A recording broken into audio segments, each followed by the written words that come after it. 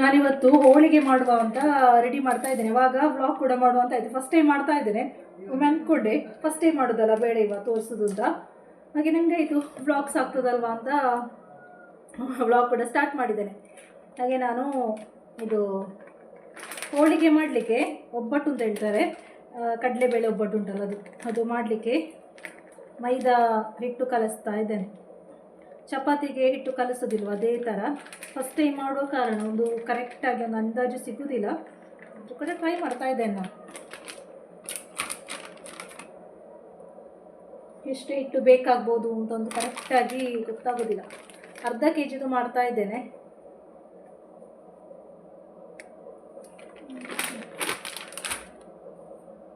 ಇದು ನಾವು ಚಪಾತಿ ಹಿಟ್ಟು ಕಲಿಸ್ತೇವಲ್ವ, ಈ ನೀರಿಗೆ ಸ್ವಲ್ಪ ನಾನು ಸಕ್ಕರೆ ಆ್ಯಡ್ ಮಾಡಿದ್ದೇನೆ. ಸ್ಮೂತಾಗಿ ಕಲಿಸಬೇಕಂತೆ, ಹೇಗೆ ಆಗ್ತದೆ ಅಂತ.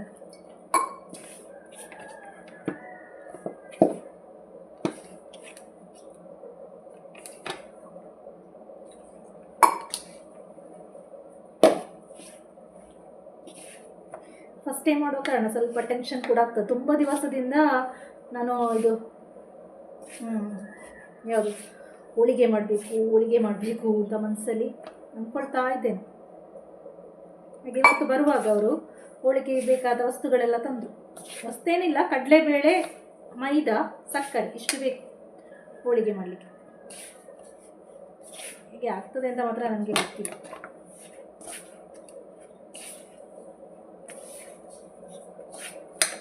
ಕಡಲೆಬೇಳೆ ಕುಕ್ಕರಲ್ಲಿ ಬೇಯಿಸ್ಲಿಕ್ಕೆ ಇಟ್ಟಿದ್ದೆ ನಾನು.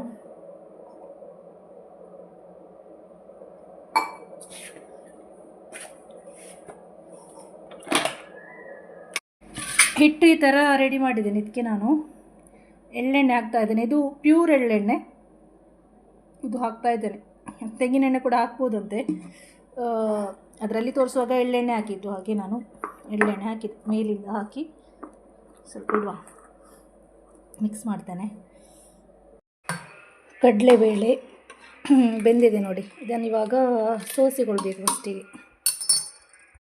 ಇದರಲ್ಲಿ ಸೋಸಿದ್ದೇನೆ, ನೀರೆಲ್ಲ ಕರೆಕ್ಟಾಗಿ ಇಳಿರಿ. ಫಸ್ಟ್ ಟೈಮ್ ಮಾಡೋ ಕಾರಣ ಸ್ವಲ್ಪ ಟೆನ್ಷನ್ ಆಗ್ತಾ ಉಂಟು. ಟೆನ್ಷನ್ ಅದು ಪರವಾಗಿಲ್ಲ, ಮಾಡುವ ನೋಡ ಸಕ್ಸಸ್ ಆಗ್ತದೆ ಗೊತ್ತಿಲ್ಲ. ಕಡಲೆಬೇಳೆ ಒಂದು ಬೇರೆ ಪಾತ್ರಕ್ಕೆ ಹಾಕಿಟ್ಟಿದ್ದೇನೆ. ಅದಕ್ಕೆ ಇವಾಗ ನಾನು ಅರ್ಧ ಕೆ ಜಿ ಕಡಲೆಬೇಳೆ ತೆಗೆದಿದ್ದೇನೆ. ಇವಾಗ ಅರ್ಧ ಕೆ ಜಿ ಸಕ್ಕರೆ ಹಾಕಿ ಇದನ್ನು ಫಸ್ಟಿಗೆ ಗ್ಯಾಸ್ ಆನ್ ಮಾಡದೆ ಆಫಲ್ಲೇ ಈ ರೀತಿ ಮಿಕ್ಸ್ ಮಾಡ್ತೇನೆ. ಬಿಸಿಗೆ ಒಳ್ಳೆ ರೀತಿ ಕರಗಬೇಕು ಸಕ್ಕರೆ. ಆಮೇಲೆ ಗ್ಯಾಸ್ ಆನ್ ಮಾಡಿ ಒಂದು 5 ನಿಮಿಷ ಈ ಥರ ಕೈ ಆಡಿಸ್ತಾ ಇರಬೇಕು.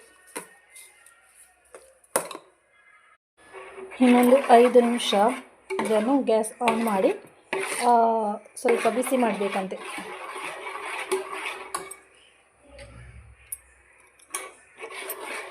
ಆಮೇಲೆ ಇದನ್ನು ಬಿಸಿಯಲ್ಲೇ ಹುಡಿ ಮಾಡಬೇಕು. ಮಿಕ್ಸಿಯಲ್ಲಿ ಸಹ ಮಾಡ್ಬೋದು, ಗ್ರೈಂಡರಲ್ಲಿ ಸಹ ಮಾಡ್ಬೋದು.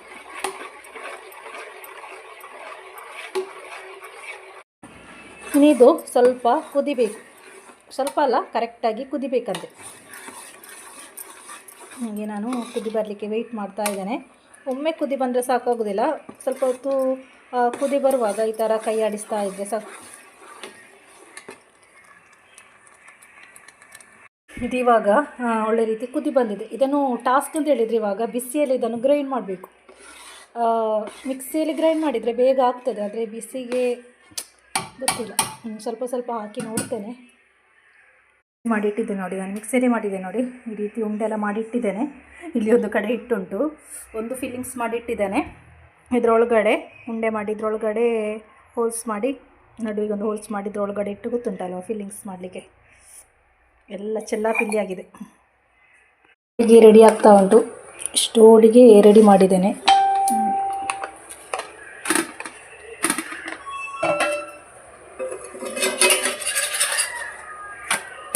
ನಾನು ತೆಗೆದ ಕ್ವಾಂಟಿಟಿ ತುಂಬ ಜಾಸ್ತಿ ಆಗಿದೆ ನೋಡಿ, ಇನ್ನೂ ಕೂಡ ಉಂಟು. ಇದನ್ನು ಯಾರು ಮಾಡಿ ಸಾಯಿತು ಅಂತ ಗೊತ್ತಾಗೋದಿಲ್ಲ.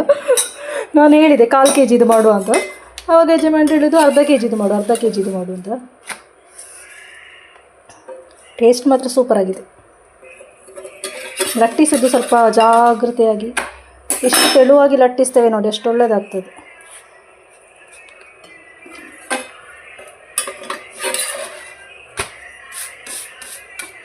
ಇದನ್ನು ತುಪ್ಪ ಹಾಕಿ ತಿನ್ನಬೇಕು. ಇದು ಫ್ರೈ ಮಾಡುವಾಗ ಏನೂ ಹಾಕಲಿಕ್ಕಿಲ್ಲ, ತಿನ್ನುವಾಗ ತುಪ್ಪ ಹಾಕಿ ತಿನ್ನಬೇಕು. ನಂದು ಒಬ್ಬಟ್ಟು ರೆಡಿ ಆಯಿತು ನೋಡಿ. ತುಂಬ ಕಷ್ಟಪಟ್ಟು ಮಾಡಿದೆ ನಾನು. ಸ್ವಲ್ಪ ಇನ್ನೂ ಕೂಡ ಸ್ವಲ್ಪ ತೆಳುವಾಗಬೇಕಿತ್ತು. ಎಷ್ಟು ತೆಳುವಾಗ್ತದೆ ನೋಡಿ, ಎಷ್ಟು ಒಳ್ಳೆಯದಾಗ್ತದೆ. ಇದು ಫಸ್ಟ್ ಟೈಮ್ ಮಾಡುವ ಕಾರಣ ಸ್ವಲ್ಪ ದಪ್ಪಗಾಗಿದೆ. ಟೇಸ್ಟ್ ಉಂಟು ಮಾತ್ರ ಒಳ್ಳೆಯದು. ಇದನ್ನು ತುಪ್ಪ ಹಾಕಿ ತಿನ್ನಬೇಕು. ಒಂದು ಹೋಳಿಗೆಲ್ಲ ಆಯಿತು ನೋಡಿ, ಒಳ್ಳೆಯದಾಗಿದೆ ಮಾತ್ರ. ಸ್ವಲ್ಪ ತೆಳುವಾಗಬೇಕಿತ್ತು. ಅರ್ಧ KGಯಲ್ಲಿ ಉಂಟಲ್ಲ ತುಂಬ ಆಗ್ತದೆ, ನನಗೆ ಸಾಕಾಯಿತು. ಹಾಗಾಗಿ ನಾನು ಅದರೊಳಗಡೆ ಇರುವ ಫೀಲಿಂಗ್ಸ್ ಉಂಟಲ್ಲ ಅದನ್ನು ನಾನು ಫ್ರಿಜ್ಜಲ್ಲಿ ತೆಗೆದಿಟ್ಟಿದ್ದೇನೆ. ತುಂಬ ಆಗ್ತದೆ ಅರ್ಧ KG. 1/4 KGದು ಸಾಕಾಗ್ತಿತ್ತು. ನಾನು 1/4 KGದು ಮಾಡು ಅಂತ ಹೇಳುವಾಗ ಅವ್ರು ಅರ್ಧ KGದು ಮಾಡು ಅಂತ ಹೇಳಿತ್ತು. ಹಾಗೆ ಅದು ಜಾಸ್ತಿ ಅಲ್ಲ, ಮಾಡಲಿಕ್ಕೆ ನಾನು ಒಬ್ಬಳೇ ಮಾಡಬೇಕಲ್ವ. ತುಂಬ ಆಗಿದೆ ನೋಡಿ, ಇದರಲ್ಲಿ ಫುಲ್ ಆಗಿದೆ. ಇದು ಹಾಳಾಗೋದಿಲ್ಲ, ಹಾಗಾಗಿ ತೊಂದರೆ ಇಲ್ಲ. 2-3 ದಿವಸ ಇಟ್ಟು ತಿನ್ಬೋದು. ನನಗೆ ಇವಾಗ ಇಲ್ಲಿ ನೇಮಕ್ಕೆ ಹೋಗ್ಲಿಕ್ಕೆ ಉಂಟು. ತಂಗಿಯ ಊರಲ್ಲಿ ನೇಮ, ಇವತ್ತು ಕೊಡಮಣಿತಾಯ ನೇಮ ಉಂಟು. ಹಾಗೆ ಪ್ರತಿ ವರ್ಷ ಸಂದ್ಕೊಳ್ಳೋದು ಹೋಗ್ಬೇಕು ಅಂತ. ಆದರೆ ಮತ್ತೆ ಹೋಗ್ಲಿಕ್ಕಿಲ್ಲ. ಅದೇ ಈ ಸಲ ಹೋಗಿ ಇನ್ನು ಸ್ನಾನ ಮಾಡಿ ಹೊರಡುದು. ಹಾಗೆ ನಾನು ರೆಡಿ ಆದ ನಂತರ ಸಿಗ್ತೇನೆ.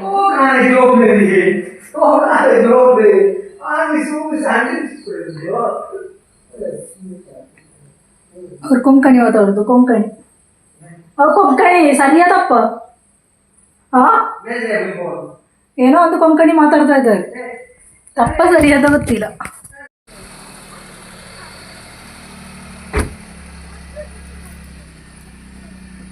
ಬೇಗ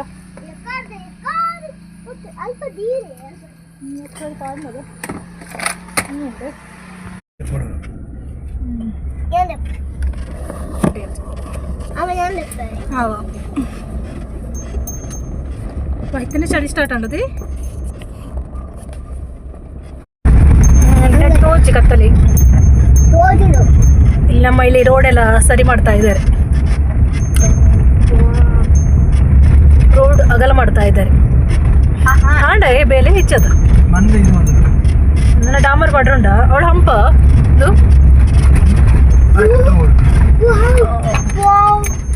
ಬೇರೆ ಚೇಂಜಸ್ ಆಗಿದೆ ನೋಡಿ. ಅಲ್ಲಿ ಅಂಗಡಿ ಇದ್ದದ್ದು ಕಾಣುದಿಲ್ಲ ಇವಾಗ. ನಮ್ಮ ಅಂಗಡಿ ನೋಡಿ ಎಷ್ಟು ಮೇಲೆ ಹೋಗಿದೆ ಅಂತ. ನಮ್ಮೊಂದು ಅಂಗಡಿ ಉಂಟು ಅಲ್ಲಿ, ರೋಡಿಗೆ ಸಮಾನವಾಗಿತ್ತು ಅಂಗಡಿ. ಇವಾಗ ಅಂಗಡಿ ಮೇಲೆ ಆಗಿದೆ, ರೋಡ್ ಕೆಳಗಡೆ ಆಗಿದೆ.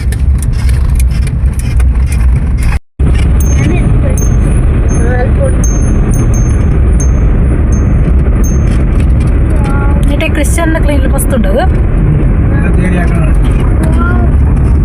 ಇದೊಂದು ಏರಿಯಾದಲ್ಲಿ ಕ್ರಿಶ್ಚಿಯನ್ಸ್ ಇದ್ದಾರೆ ತುಂಬ ಜನ. ನಾಳೆ ಕ್ರಿಸ್ಮಸ್, ಎಲ್ಲರಿಗೆ ಕೂಡ ಹ್ಯಾಪಿ ಕ್ರಿಸ್ಮಸ್.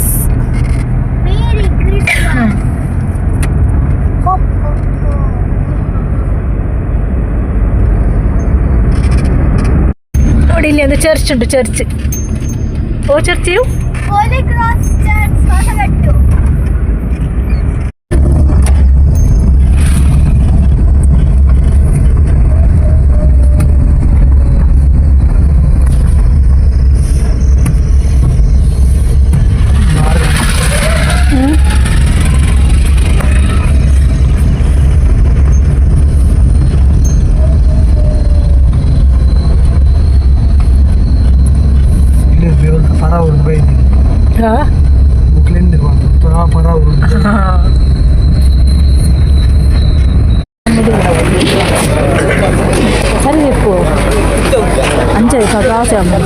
ఎప్పుడు నుంచి గ్యాస్ అంటే పర్లేదు గ్యాస్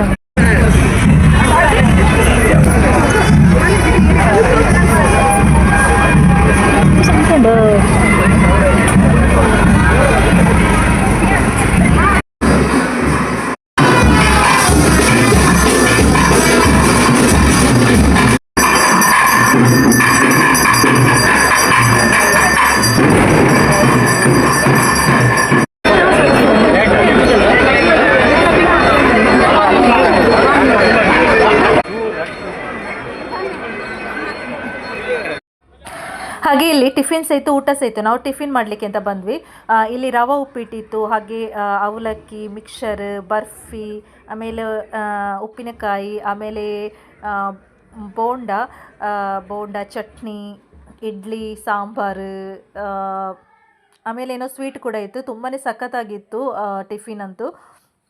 ಹಾಗೆ ಇಲ್ಲಿ ನೋಡಿ ಸೂರಜ್, ನಮ್ಮ ಕಾಮಿಡಿ ಕಿಲಾಡಿಯ ಸೂರಜ್ ನೋಡಿ ಇಲ್ಲಿ ಊಟ ಮಾಡ್ತಾ ಇದ್ದಾರೆ. ನನಗೆ ವಿಡಿಯೋ ಮಾಡಲಿಕ್ಕೆ ಒಳ್ಳೆಯದಾಗಲಿಲ್ಲ, ಸ್ಮೈಲ್ ಕೊಟ್ಟರು ಒಂದವರು.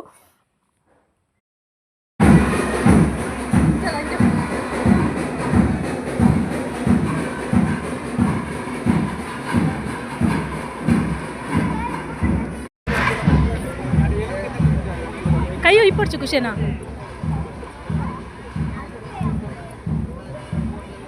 ಕೈಯೋ ಇಪ್ಪಡ್ಚಿಯಾ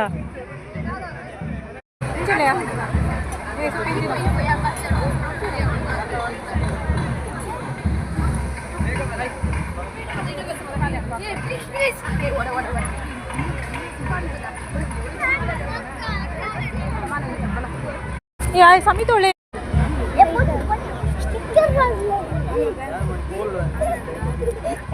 टाइट आप ना मल्ला करो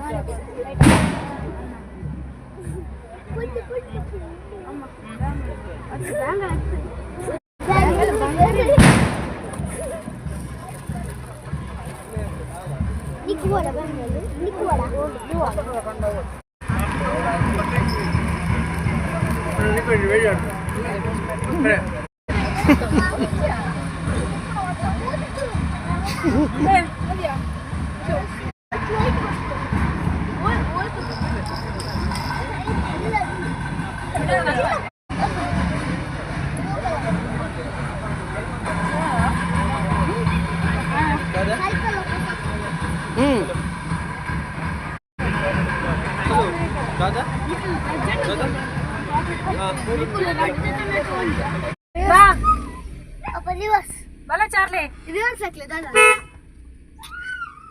रिवर्स ಐಟ वाले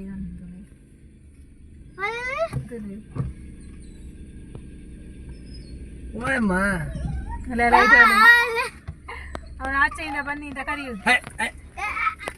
ಆಚೆಗೆ ಬನ್ನಿ.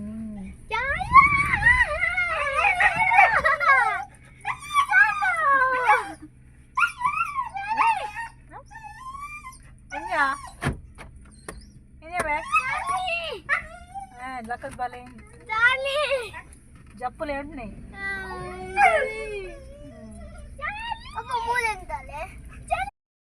ನಾವು ಬರುವಾಗ ಕೋಲ ಸ್ಟಾರ್ಟ್ ಆಗಲಿಲ್ಲ, ಹಾಗಾಗಿ ನಾವು ಬಂದ್ವಿ. ಹಾಗೆ ಮನೆಯಲ್ಲಿ ಇದು ಟಿ ವಿಲಿ ನೋಡ್ತಾ ಇದ್ದೇವೆ, ಇದು ಲೈವ್ ಆಗ್ತಾ ಇತ್ತು. ಅಲ್ಲಿಯ ಕೋಲ ಉಂಟಲ್ವ, ಕೊಡಮಣಿತಾ ಇದು ತುಂಬ ಒಳ್ಳೇದಿರ್ತದೆ ಅಲ್ಲಿಯ ಕೋಲ ನೋಡಲಿಕ್ಕೆ. ಇದರ ಸ್ವಲ್ಪ ಕ್ಲಿಪ್ ಹಾಕಿ ನಾನು ವ್ಲಾಗನ್ನು ಎಂಡ್ ಮಾಡ್ತಾ ಇದ್ದೀನಿ. ಇಷ್ಟ ಆದರೆ ದಯವಿಟ್ಟು ಒಂದು ಲೈಕ್ ಮಾಡಿ.